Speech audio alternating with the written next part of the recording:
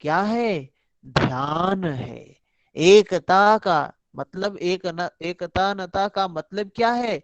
जैसे तेल अविच्छिन्नम तैल धारावत, जैसे तेल की धारा गिरती है, जैसे घंटा निनादवत, जैसे घंटे का निनाद होता है, घंटे की गूंज होती है, उस तरीके से टूटने ना पाए। ये ध्यान जो है टूटने ना पाए, कंटिन्यू सतत ज्ञान हो, सच्चाई का सतत ज्ञान होना ध्यान है। लोग कहते हैं हम ध्यान कर रहे हैं, करने वाली बात ही नहीं है ध्यान में। ध्यान एक अवस्था होती है, एक स्थिति होती है जिसको होना कहते हैं। ध्यान में होना होता है, करना नहीं होता है। करना मतलब काम हो गया, होना मतलब ध्यान हो गया। कहते हैं कोई काम कर रहे हैं तो क्या बोलते हैं? ध्यान से।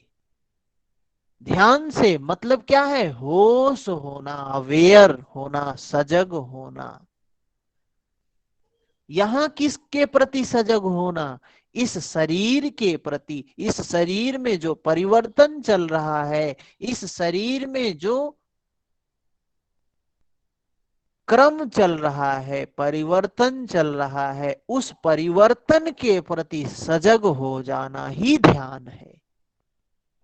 उसको जानते रहना, जैसी जो सच्चाई है उसको वैसे ही जानते रहना ध्यान है।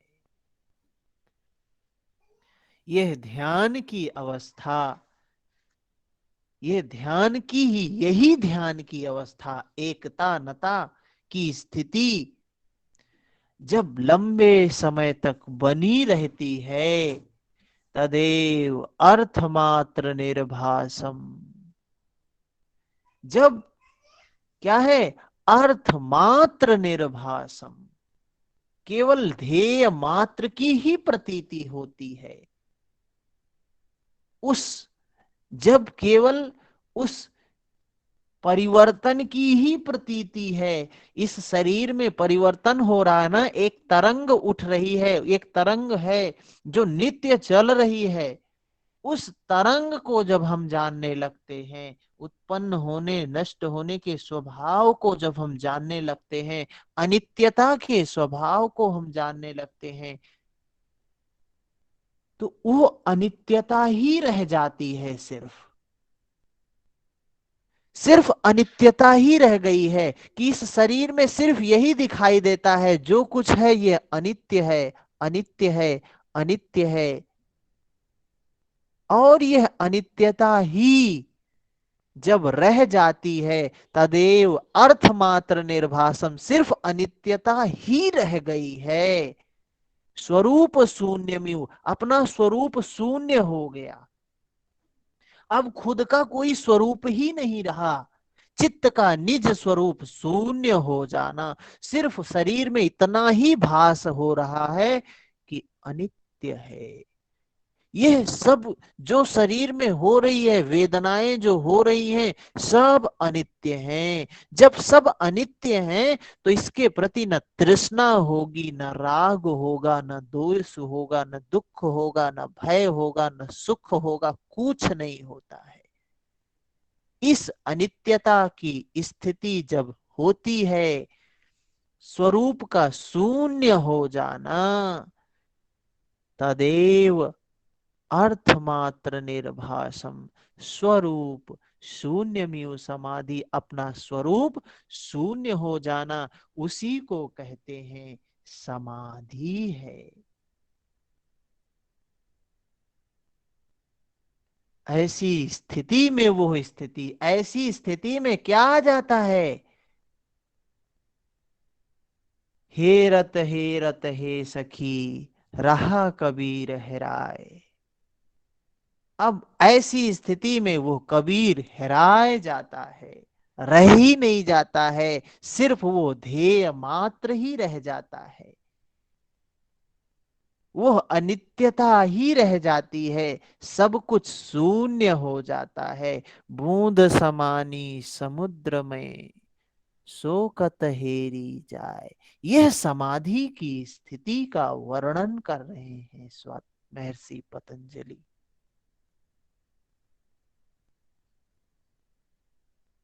धारणा ही ध्यान हो जाती है, ध्यान ही समाधि हो जाती है। इन तीनों को मिलाकर संयम बोला गया है।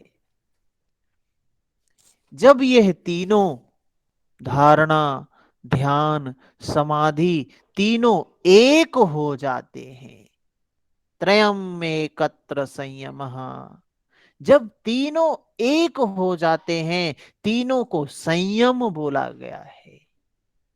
संयम, महाभारत में एक व्यक्ति है। हम गीता कर रहे हैं, गीता को पढ़ रहे हैं, और गीता में हमने बताया आपको कि जितने भी गीता में पात्र हैं, सभी हमारे अंतःकरण के कोई न कोई पात्र हैं, कोई न कोई प्रतिनिधि हैं हमारे अंतःकरण के। सजातीय और विजातीय जो शक्तियां हैं हमारे अंतःकरण में, जो क्लिष्ट और अक्लिष्ट, जो दैवीय और आसुरी शक्तियां हैं, इन दोनों के ही प्रतिनिधि हैं वो जो महाभारत के पात्र हैं। तो संयम भी एक पात्र है। संयम रूपी संजय, संजय का नाम आप सभी सुने होंगे। संजय का क्या रोल है? संजय का रोल सिर्फ इतना है, संयम है संजय। संजय को कोई दुख नहीं होता है, चाहे सजातीय से कोई मरे, चाहे विजातीय से कोई मरे। संजय को कोई दुख होता है? संजय को कोई दुख नहीं होता है। संजय को कोई तृष्णा भी नहीं होती है कि ये पांडु के पुत्र जीत जाएं, कि धृतराष्ट्र के पुत्र जीत जाएं।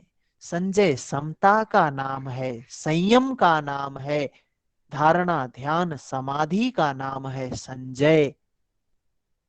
महाभारत के उस पात्र से आप समझ सकते हैं बुद्धि के स्तर पर संयम क्या होता है। संयम का मतलब है जो जैसी सच्चाई है उसको वैसे ही जान लेना। तो संजय क्या करता था महाभारत में कि घटना में जो हो रहा है, जैसा हो रहा है, वो क्या करता था? अज्ञान रूपी धृतराष्ट्र को, जो जन्मांध है, जन्म से अंधा है, उसको बता देता था कि ये काम भगवान कृष्ण कर रहे हैं, ये काम अर्जुन कर रहा है, ये काम युधिष्ठिर कर रहे हैं, ये काम दुर्योधन कर रहा है। जैसी जो स्थिति होती थी, जो कोई मरता था तो सिर्फ संयम क्या करता था? बता देता था। किसको? अज्ञान रूपी धृतराष्ट्र को, जो जन्मांध है। तो हमारा ये मन ही है जो जन्मांध है, जन्म से अंधा है। और इस संयम रूपी संजय के माध्यम से देखते हैं, संजय के माध्यम से, संयम के माध्यम से सुनते हैं, संयम के माध्यम से समझते हैं। ज्ञान जो प्राप्त होता है संयम के माध्यम से, संजय के माध्यम से, जैसे धृतराष्ट्र को ज्ञान प्राप्त हो रहा था, वैसे ही एक साधक को, एक योगी को संजय के संयम के माध्यम से ही ज्ञान प्राप्त होता है। त्रयम एकत्र संयम, संयम है ये। और इस संयम का ही फल बताते हैं ये पतंजलि योग सूत्र में जो विभूति पाद है, यहां संयम का ही फल बताया गया है। आगे सूत्र में देखेंगे तो तमाम प्रकार के संयम की बात की गई है। ये संयम करने से ये फल प्राप्त होगा, इस प्रकार संयम करने से ये फल प्राप्त होगा, इस प्रकार संयम करने से ये फल प्राप्त होगा, इसी की बात ही की गई है।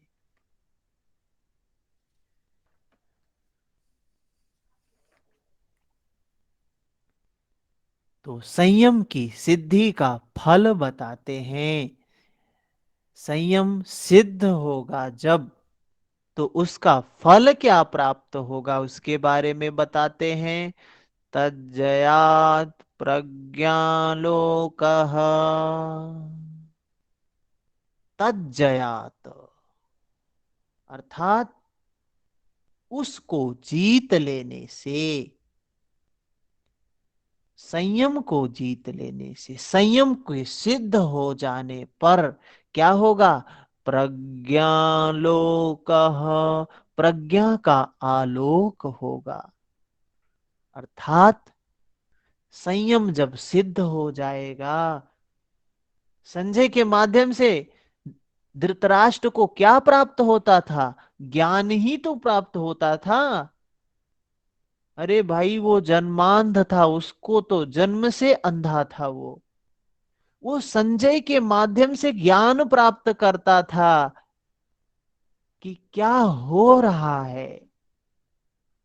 तो ज्ञान ही तो प्रज्ञा है। आलोका, प्रज्ञालोका बुद्धि का प्रकाश होता है। जैसे संजय के माध्यम से धृतराष्ट्र को ज्ञान प्राप्त होता था, वैसे ही मनुष्य को संयम के माध्यम से ज्ञान प्राप्त होता है। यह प्रज्ञा वाला ज्ञान होता है, प्रत्यक्ष ज्ञान होता है, अनुभूति वाला ज्ञान होता है, पराया ज्ञान नहीं होता है। इसीलिए कहा प्रज्ञालोक। ठीक है।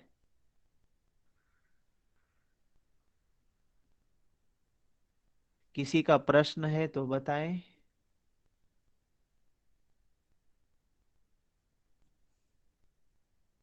यहां तक किसी का भी प्रश्न है, कोई भी प्रश्न है पूछ सकते हैं, 5 नंबर सूत्र तक।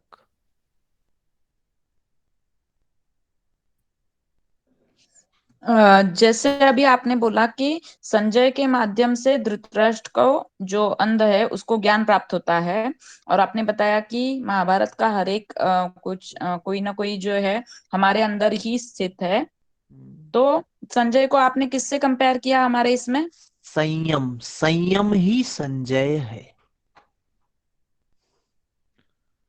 और जन्मांध जो धृतराष्ट्र है, ये हमारा मन ही धृतराष्ट्र है, जन्मांध है, इसको ज्ञान नहीं है। अविद्या की वजह से, मोह रूपी दुर्योधन की वजह से, ये क्या है, आसक्ति की वजह से इसमें फंसा हुआ है, अज्ञानता में ही फंसा हुआ है। लेकिन संयम के माध्यम से उसको, जैसे संजय के माध्यम से जैसे धृतराष्ट्र को जानकारी प्राप्त होती है, वैसे ही एक योगी को संयम के माध्यम से ज्ञान प्राप्त होता है, जिससे क्या बोला, प्रज्ञालोक। ये बुद्धि हमारी जो होती है, प्रज्ञा वाली होती है, प्रत्यक्ष ज्ञान होता है, आलोक, प्रकाशित होता है। गीता हमने किया है, उसमें पहले दूसरे तीसरे क्लास में अगर आप देखेंगे तो उसमें सारे पात्र का हमने देखा है कि कौन किससे संबंधित है। ठीक है। और कोई प्रश्न किसी का।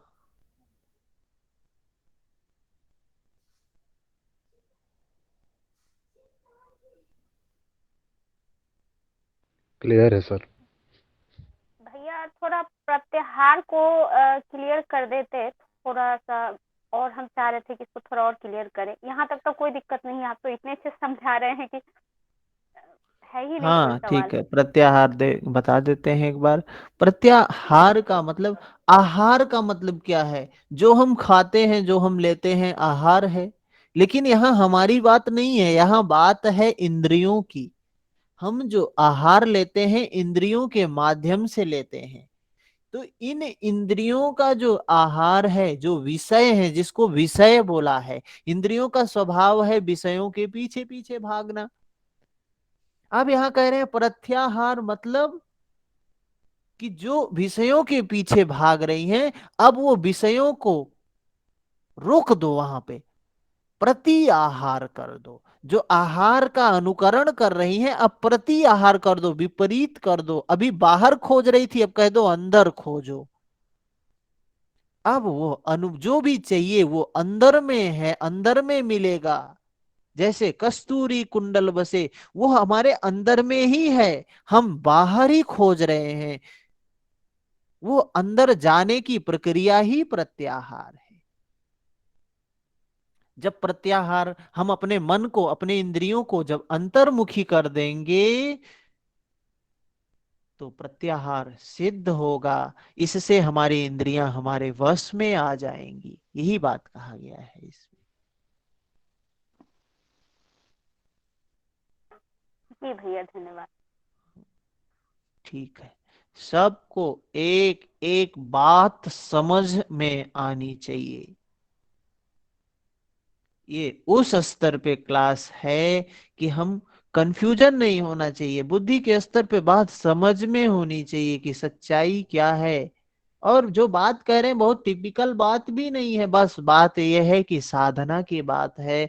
तो थोड़ा सा अगर आपके अंदर में कुछ न कुछ संस्कार होंगे, पुण्य पारमी होगी, तो बात आसानी से समझ में आएगी। बहुत से लोग होते हैं जो भौतिकतावादी होते हैं, बहिर्मुखी स्वभाव के होते हैं, उनको ये बातें सुनने में ही नहीं समझ में आएगी, सुन भी नहीं सकते हैं, 1 घंटा ये बात सुन भी नहीं सकते हैं। क्योंकि पूर्ण रूप से अध्यात्म की बात है, यहाँ कोई कल्पना नहीं है, सच्चाई की बात है। तो जी भैया, बिल्कुल यही दिक्कत होती है कि ये भौतिकता के स्तर पर हम देखते हैं। हाँ, आध्यात्मिकता के स्तर पर देखें तो ज्यादा अच्छे से, ये आप जितने अच्छे से डिफाइन कर रहे हैं, बहुत अच्छे से समझ आएगा। क्योंकि होता क्या है कि हम, और भी जो, और जो एजुकेशन सेक्टर है, जितने भी सिलेबस हैं, जितने भी विषय हैं, वो सब का दृष्टिकोण अलग है, वो तत्ववादी हैं। यहाँ, यहाँ का जो तत्व है वो दूसरा है। ये मैटर बाहर का मैटर नहीं है, ये जो मैटर है ये अंतःकरण की बात है, अंतःकरण तत्व है, और वो सच्चाई तत्व है। तो यहाँ की खोज और बाहर की खोज अलग अलग है। यहाँ का एजुकेशन, जो ये एजुकेशन है, बिल्कुल अलग दृष्टिकोण है। बाहर का जो और एजुकेशन है, वो उसका दृष्टिकोण बिल्कुल अलग है। इसलिए थोड़ा सा कभी कभी लोगों को समझने में कठिनाई होती है, लेकिन इस स्तर से समझाते हैं कि बात समझ में आ जाएगी।